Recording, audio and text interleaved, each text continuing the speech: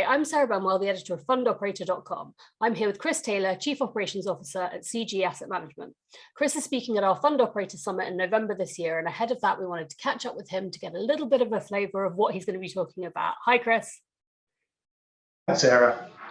So my first question is, what are some of the challenges that fund operators face when they're deciding between, many best of breed solutions versus a kind of all-in-one system? So I think the first challenge is being honest with yourself. If you look at it in the cold, hard light of day, does your team have the skills you need to integrate a front to back office solution, or are you going to need to hire a consultant? So I think that's the first thing is, can you do it yourself? The second is around retraining. So how many systems and processes are going to change in the front to the back? And are you expecting certain teams to use multiple new systems, or is everybody's going to be making one slight change to their operational workflow? I think the third one would be cost and resource. Do you want to use the resource managing the relationship with multiple service providers, or accept the possible limitations that you're going to have if you take an all-in-one solution? And then the one that is most important for us, well, not most important, it's certainly important for us, is around scale.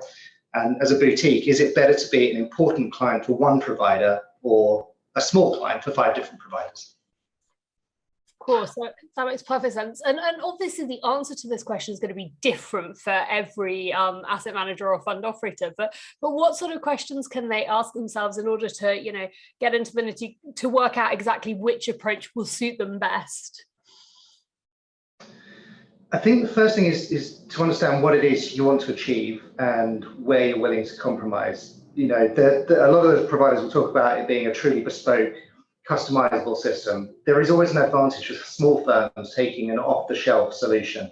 Where we're dealing with large counterparties, if we come to them and say we've got a bespoke system and we need you to provide it in a certain format, then we come against some challenges. Sometimes it is better for us to be just in everybody else's standard operating model. And as a result, we tend to use established market-leading products that already have the connections to the other counterparties. So we're basically able to stand on the shoulders of giants, if you like. The next thing to think about is who your end users are, because in a small firm, you can count them on one hand. If you've got business functions, however, as we do, which have been outsourced, will they have an appetite to make any changes to their systems? Is there something that ties that to a specific function or a specific system? And then are there any contractual obligations there if you do make any changes? Then there's I suppose as part of the same consideration is how many stakeholders are involved and what's their appetite for change. Different unit heads or different areas, have they recently made changes? Is getting that buy-in from them as well. Lovely. And thinking about the two approaches, are there any sort of core risks or key drawbacks that you can kind of talk through that people should be aware of when they're making that decision?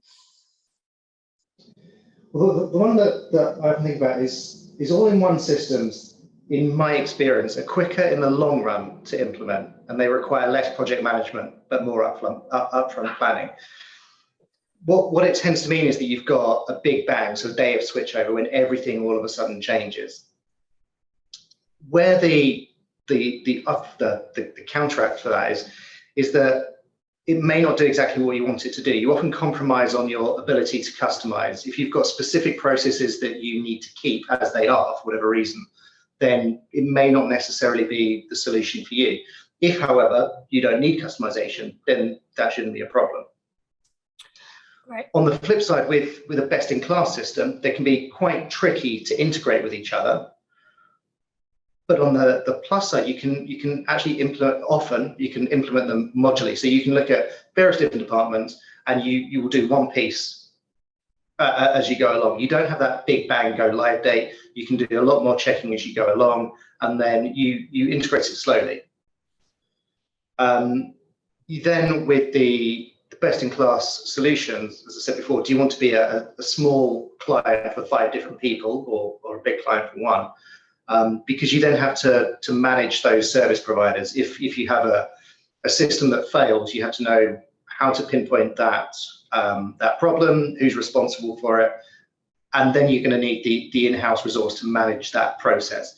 If you've got an all-in-one service, then you ring one key client, you say this is the problem, and they have all the information they need, they have all the access they need to actually resolve it. So it depends on what it is you want to do. Of course. Last one from me. You know, obviously onboarding new solutions is always or can be really challenging. You know, what are some of the steps that chief operating officers and ops departments can take to make sure that when they are onboarding these solutions, whichever one they go for, that's a successful process? I think be clear on what you think the solution will do and what it won't do, so you can manage expectations. I think everyone needs to be clear on that. So communication to all staff on that, and then also what's going to be required of them. So once you've got a rough project mapped out, speak to them to make sure that they have sufficient resource in place to actually assist you with that project, so you can identify any of the bottlenecks well in advance of them coming up. So that's all stakeholders, whether it be the senior management team that are going to need to either sign off resource or time or money, and then also the team leaders that you can speak to make sure that they're actually going to be able to do the work on the ground. And then kind of the sort of the mantra that, if you like, that I always have is plan extensively, test obsessively, and then double the time you've budgeted for snags, because getting it right the first time is going to be the most important thing. Firstly, for an efficiency point of view, but just to keep people's confidence in the new system going. The snagging part is always the bit that, if that continues after the implementation of the project, then frustration builds quite quickly. Makes sense. Thank you so much for speaking to us. It's been really interesting. I can't wait to hear more about this in depth and loads of other issues at our conference later this year. Thank you, Chris. Looking forward to seeing you there. Thank you.